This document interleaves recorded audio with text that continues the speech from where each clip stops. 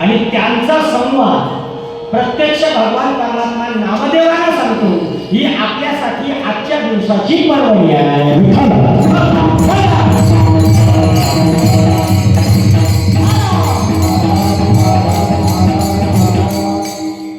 मोक्ष मुक्तीर देशे पाहता समाधी ज्ञानदेवा, ऐसा लाभ सांगे देव, ऐके नामदेव आवडी.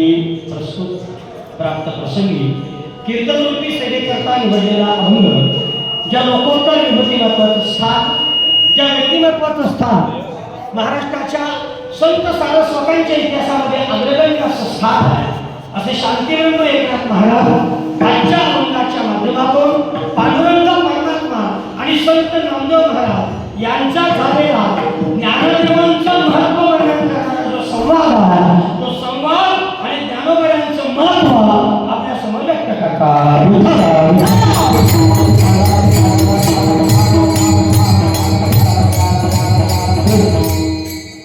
संत ज्ञानेश्वर महाराजांच्या संजीवन समाधी सोहळ्याच्या निमित्ताने आपण सगळेजण या ठिकाणी एकत्र आलेलो आहोत आणि आपल्या सगळ्यांचं भाग्य हे आहे की या समाधी सोहळ्याचं समकालीन होण्याचं भाग्य आपल्याला लाभलेलं आहे. 108वी समाधी ज्ञानोबयांची अलंकापुरातली आहे. म्हणजे 107 वेळा संत ज्ञानेश्वर महाराजांनी याच भूमीमध्ये समाधी घेतलेली आहे आणि 108 वेळेच्या समाधीचे साक्षीदार आपण सगळेजण आहोत. हे आपलं परम भाग्य आहे.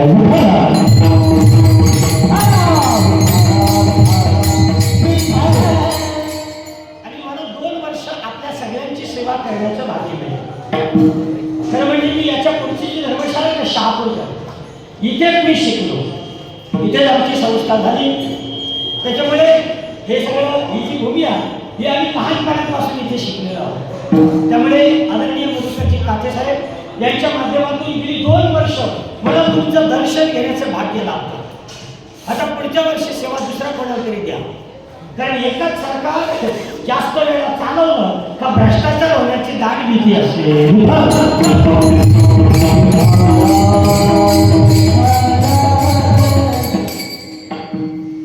पहिले आपल्याला वाटायचं कमलाचं फूल छान आहे, खिशात घालून फिरावं. नंतर जीएसटी आला, आपल्याला वाटलं कमलाचं फूल धनुष्यबाणच भरायला. तसं छानपैकी अगदी अर्धा पाऊण तास आपण ऐकूया ज्ञानदेवांचा वर्णन करणारा हा अभंग आहे.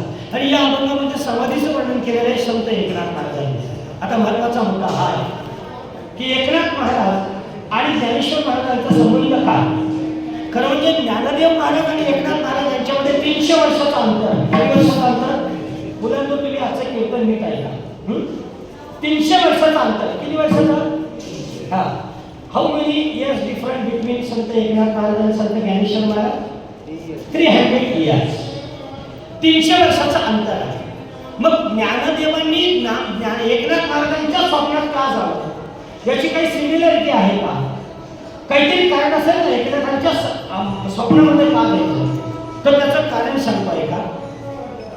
संत ज्ञानेश्वर महाराजांनी त्यांची संपूर्ण कारकीर्द, त्यांचं संपूर्ण पराक्रम, त्यांचं संपूर्ण कार्य आपल्या गुरुच्या चरणी समर्पित केलं. तुम्ही कधी का ज्ञानदेवांचे जे सगळे अभंग आहेत ना, ते अभंग आपल्या निवृत्तीनाथांच्या चरणी समर्पित आहे. ज्ञानेश्वर महाराजांनी ज्ञानेश्वरी जरी लिहिली तरी ज्ञानेश्वर महाराज ज्ञानेश्वरीमध्ये सांगतात, धर्म कीर्तन सिद्धी नेले तुमचे माझे नाही. हे तुम्ही सांगितलं, ही ज्ञानेश्वरी तयार झाली. याच्यात माझं कर्तृत्व नाही, माझ्या श्रीगुरूंचं कर्तृत्व आहे.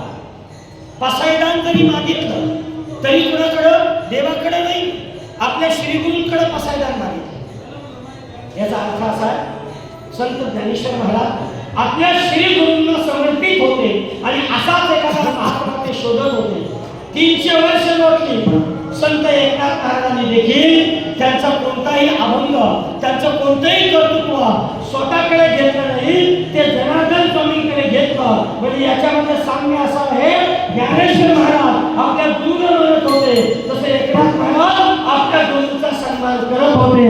म्हणून ज्ञानदेव एकनाथांच्या स्वप्नात जाऊन दृष्टांत देतात. हे तुझं काम काय?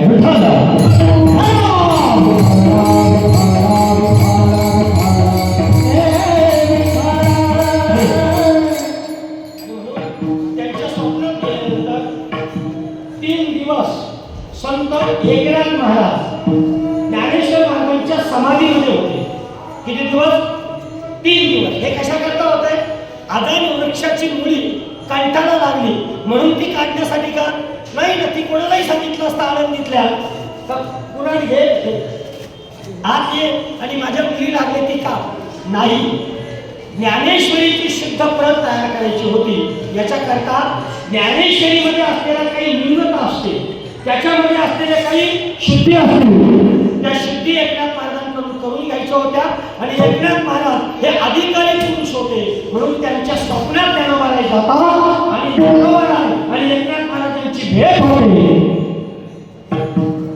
आणि ते एकनाथ महाराज ज्ञानेश्वरीची शुद्ध प्रत तयार करतात आणि आपल्याला ज्ञानोबांचा साखा देतात.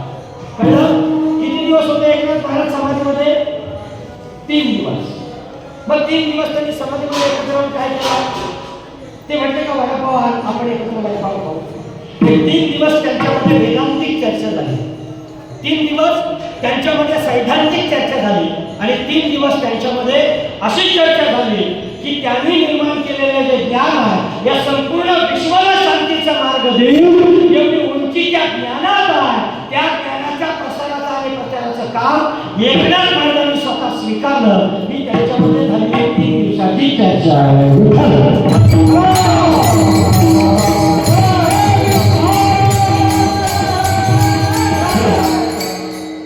आणि एका वाक्यात सांगतो, ज्ञानेश्वर महाराजांची जी समाधी आहे ना मुलांना, त्या समाधीला आपण कोणती समाधी म्हणतो? संजीवन समाधी म्हणतो. तिला आपण संजीवन समाधी का म्हणतो? मग इतरही महात्म्यांनी समाधी घेतल्या नाही का? मुक्ताबाई तापीच्या तीरावर विजेच्या नखरगटामध्ये गुंत झाली. संत नरहरी सोनार भगवंताच्या कटी प्रदेशामध्ये गुप्त झाले. कानोपात्रा भगवंताच्या चरणाजवळ गुप्त झाली किंवा चरणाजवळ ती समर्पित झाली. किंवा जगन्नाथ स्वामींच्या जवळ आमच्या स्वामीजी त्या ठिकाणी त्यांच्या मूर्तीमध्ये गुप्त झाले. पण ज्ञानेश्वर महाराज आणि जगद्गुरु तुकोबाराय यांच्या समाधीचं किंवा यांच्या वैकुंठ गमनाचं जे अद्भुत आहे हे विश्वामध्ये एक अजूबा आहे. म्हणून ज्ञानदेवांच्या समाधीला संजीवन समाधी का म्हटलेलं आहे? 300 वर्षांनंतर ज्ञानोबा स्वप्नात जाऊन एकनाथांबरोबर बोलतात. अरे हाच सगळ्यात मोठा संजीवन समाधीचा पुरावा आहे.